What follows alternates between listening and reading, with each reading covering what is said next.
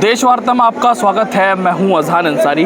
इस वक्त हम बिहार विधानसभा चुनाव कवर करने के लिए बिहार में मौजूद हैं और किशनगंज विधानसभा की तस्वीरें लगातार हम आपको दिखा रहे हैं। किशनगंज में एक नई पार्टी जो जन स्वराज पार्टी है प्रशांत किशोर की, उनकी पार्टी ने भी धमाल मचाया हुआ है। और इस वक्त हमारे साथ जन स्वराज पार्टी के संभावित प्रत्याशी विधानसभा किशनगंज से तारिक अनवर अंसारी हैं। तारिक भाई, देश वार्ता में बहुत स्वागत है।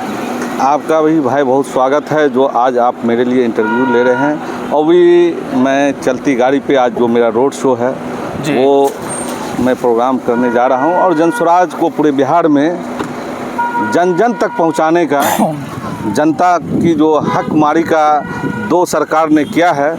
एक इंडिया गठबंधन जो लगातार सीमांचल के मुसलमान को ठगने का काम किया है और एक एनडीए जो पूरे बिहार में 20 साल से लगातार सरकार में बनी हुई है। मेरे नेता ने लगातार बड़े 4 नेता पे बहुत बड़ा भ्रष्टाचार का आरोप लगाया है, लेकिन इन लोगों के मुंह में आवाज़ नहीं है उनका जवाब दे सके। इसलिए हम लोग अभी जन स्वराज जो मकसद लेके आया है नया बिहार बनाने के लिए, जो बिहार को आज हिंदुस्तान में पिछड़े हुए लोग में गिने जाते हैं, उसको बदलने के लिए जन स्वराज ने ठान लिया है इस बार जनता का राज बिहार में आने वाला है। अच्छा तारिक भाई, आज आप रोड शो कर रहे हैं, ये ऐतिहासिक रोड शो है, पीछे भी गाड़ियां हैं, आगे भी गाड़ियां हैं, माहौल बनता हुआ दिखाई दे रहा है किशनगंज में। तो क्या लगता है मोहब्बत से किशनगंज की जनता तारिक भाई को नवाजने जा रही है? लगातार जनता का जो भी काम है, खास करके जनता का जो नेता होता है वो जब जीत के चला जाता है तो वो जनता के बीच से गायब हो जाता है और 5 साल बाद ही नज़र आता है। लेकिन तारिक अनवर लगातार उनका नेता नहीं बनना चाहता, उनका भाई और बेटा बनना चाहता है।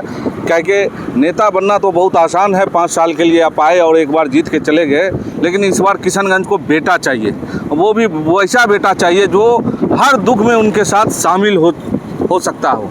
तो इसलिए जनता का बहुत प्यार मिल रहा है और जनता इस बार तारिक अनवर पे भरोसा कर रहा है किशनगंज 54 विधानसभा से कि तारिक भाई आप आइए, हम आपके साथ हैं। उसी का मोहब्बत आज इस रैली में दिख भी रहा है।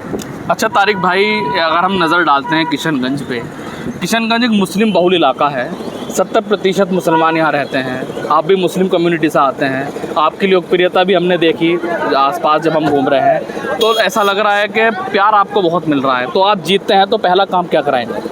पहला तो यहाँ सबसे बड़ी लड़ाई है अलीगढ़ यूनिवर्सिटी का बाउंड्री, मतलब कांग्रेस के रीजन में ही उस ज़मीन का अधिग्रहण किया गया और 10 करोड़ रुपया फंड देके उसका सिर्फ बाउंड्री करा के छोड़ दिया गया। उसको आवाज़ नहीं, क्योंकि शिक्षा पहला मेरा मकसद है, शिक्षा को आगे ले जाना। शिक्षा आगे जाएगी तभी किशनगंज का विकास होगा। तो शिक्षा के लिए पहला मेरा काम है अलीगढ़ यूनिवर्सिटी का काम आगे बढ़ाना और जनता तक पहुंचाना। दूसरा, इस इलाका में सबसे ज़्यादा बाढ़ क्षेत्र है, बारिश का मौसम होता है, खेती यहाँ के लोग बहुत कम लोग कर पाते हैं, बहुत सा खेती नहीं कर पाते हैं। तो उस खेती को किसान को बाढ़ क्षेत्र से कैसे मुक्त किया जाए, तो इसके लिए हम लोगों ने जन स्वराज से प्रशांत किशोर से भी कहा कि इस इलाका का पानी अगर पूरे दूसरे बिहार में चला जाए, दूसरे इलाका में चले जाए, तो यहाँ के लोग भी खुशहाल हो जाएंगे और जो सूखाग्रस्त बिहार है उसका भी खुशहाली हो जाएगा। और सबसे बड़ा यहाँ का जो मेन मुद्दा है पलायन का बहुत बड़ा मुद्दा है। तो पलायन पे हम लोग काम कर रहे हैं, क्योंकि बिहार जिस तरह पिछड़ा उसी तरह बिहार में सीमांचल बहुत पिछड़ा। आज़ादी के बाद से लगातार यहाँ एनडीए की सरकार, कांग्रेस की सरकार बनती रही है, मतलब विधायक कांग्रेस से ही बनती है ज़्यादातर या आरजेडी से। लेकिन यहाँ जिस हिसाब से बिहार में विकास हुआ उससे भी बदतर विकास का हालत सीमांचल में और ख़ास करके किशनगंज में, तो उसकी लड़ाई मैं लड़ना चाह रहा हूँ। देखिए बहुत बहुत शुक्रिया। और मैं तस्वीरें आपको दिखाने की कोशिश करूं तो देखिए पीछे भी गाड़ियां आपको दिखाई देंगी और आगे का भी जो आपका विजुअल्स है वो आप देखिए, तो बहुत गाड़ियों के साथ बड़ा काफिला लेकर तारिक भाई मैदान में हैं और जिस तरीके से बोल रहे हैं कि मोहब्बत से अगर जनता नवाजती है तो वो ज़मीनी स्तर के काम कराने में जनता को आगे लाएंगे। फिलहाल देश वार्ता में अजहान अंसारी को दीजिए इजाज़त। जय हिंद, जय भारत।